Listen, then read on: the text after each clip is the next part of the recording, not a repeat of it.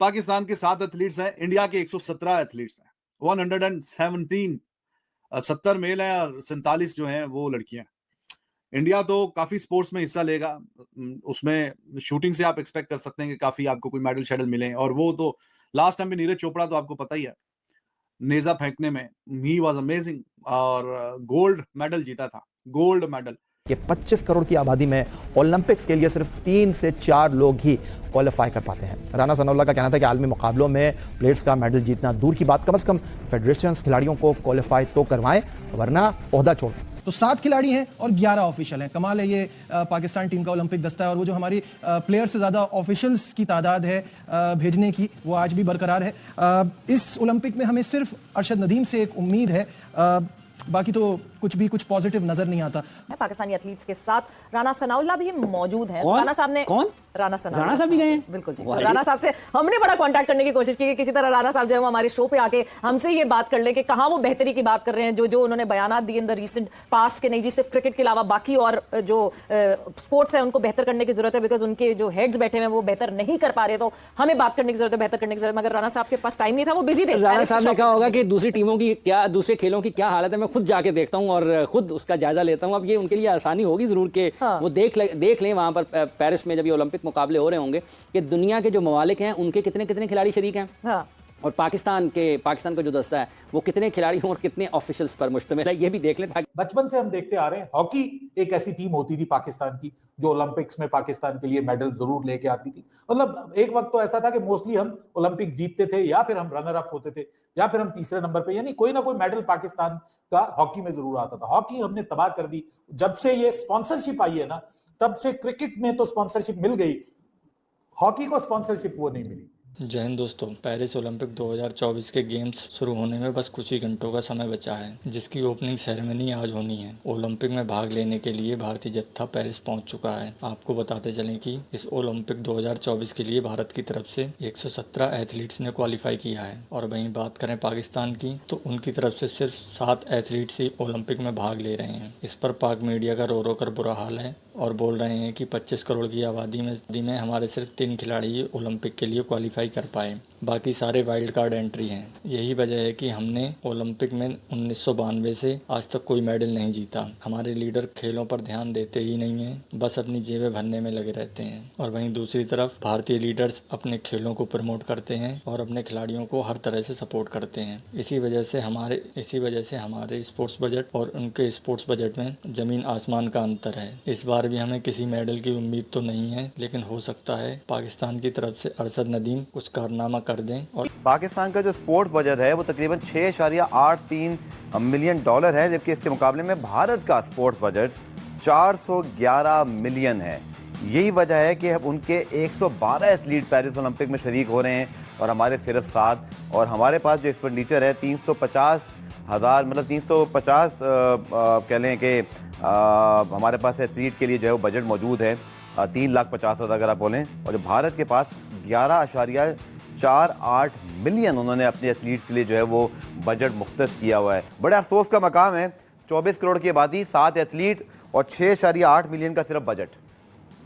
जी बिल्कुल, पिछले साल भी रिवर्स हुआ था, तो इस साल भी इसी तरह के हालात दिखाई दे रहे हैं, और पाकिस्तान स्पोर्ट्स बोर्ड जो इकदाम करने चाहिए वो इकदाम नहीं कर रहे। दूसरी एक इंटरेस्टिंग चीज़ एक और भी है, बीसीसीआई ने भी तकरीबन 6 से 8 करोड़ रुपया अपने एथलेटिक फेडरेशन को दिया कि उनके एथलीट्स को दिया है, तो बीसीसीआई भारतीय क्रिकेट बोर्ड ने भी। तो इसलिए हमें इकदाम हुकूमत को चाहिए कि सबसे पहले वो निगरानी करे। स्पोर्ट्स बोर्ड में जो लोग बैठे हुए हैं वो क्या खेलों की तरक्की के लिए इकदाम कर रहे हैं, खिलाड़ियों की वेलफेयर के लिए इकदाम कर रहे हैं? हमारे जो एथलीट हैं वो कम्पीट ही नहीं कर पाते, उनके पास पैसे ही नहीं होते जाने के लिए। बहुत सारे ऐसे एथलीट हैं जो मुख्तलिफ कंपटीशन में जाना चाहते हैं, लेकिन उनके पास पैसे नहीं है, उनके पास फेयर जो एयर टिकट्स है वो लेने के लिए पैसे नहीं है, वहाँ पे रिहाइश के पैसे नहीं होते। और हमारी जो ओलंपिक्स के बहुत जो अफसरान हैं वो बाहर जाते हैं, वो बड़े बड़े होटल्स में रहते हैं, लेकिन एथलीट्स को हमारे कुछ नहीं मिलता।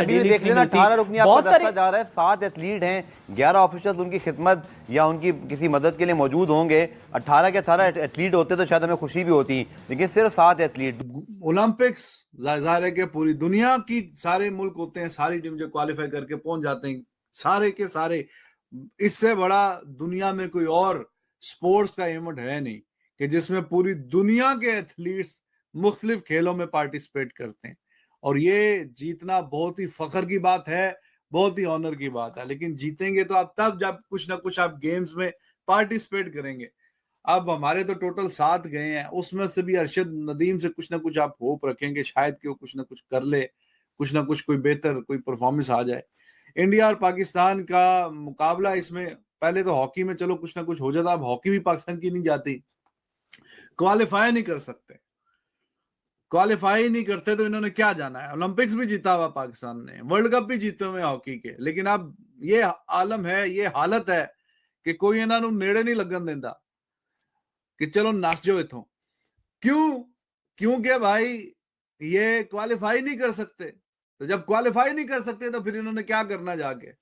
एक जो हम मेडल की होप सबसे बड़ी मेजर देखते हैं, that is Arshad Nadeem javelin में। और अभी जो रीसेंट परफॉर्मेंस अरशद नदीम की रही, इंजरी से वापस आके 4th नंबर पे आना, वो that was not much satisfactory. उसकी वजह से थोड़ा सा जरा कॉन्फिडेंस कम हुआ है। बट मैं तो समझता हूँ कि ये बहुत ही अफसोस होता है कि पाकिस्तान का एथलीट जो है वो इस वक्त स्ट्रगल कर रहा है। सिर्फ 7 एथलीट जाना ओलंपिक्स में, ये तो पाकिस्तान एक ज़माना डेफिनेटली 125 का भी कंटिजेंट गया है पाकिस्तान का, तो इतना ज़्यादा तो ये यकीनन मायूसी है, डेफिनेटली बिल्कुल। और जैसे मैंने कहा रिशाद भाई कि अरशद महमूद जो है, अरशद नदीम अब वो हमारी बहुत बड़ी होप हैं।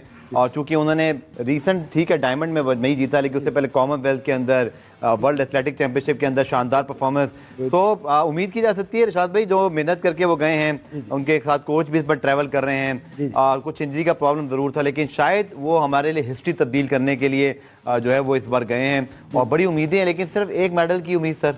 जी हाँ, ये आप सही कह रहे हैं। एक एक्स्ट्रा ऑर्डिनरी बाहर एथलीट है अरशद नदीम, जो कि अपनी पर्सनल हार्ड वर्क से पूरे साल वो हार्ड वर्क करते रहते हैं और उनकी कोशिश ये होती है कि वो बेहतर से बेहतर करें, बड़ा डिटरमिन्ड होते हैं वो। लेकिन फिर भी आप ये देखें कि उनको कितनी लेट आके कुछ स्पॉन्सरशिप अब मिली है, वरना उनको पजीराई गवर्नमेंट लेवल पे या उस लेवल पे प्राइवेट सेक्टर से भी सपोर्ट जो उनको मिलनी चाहिए थी इतने भी एथलीट को।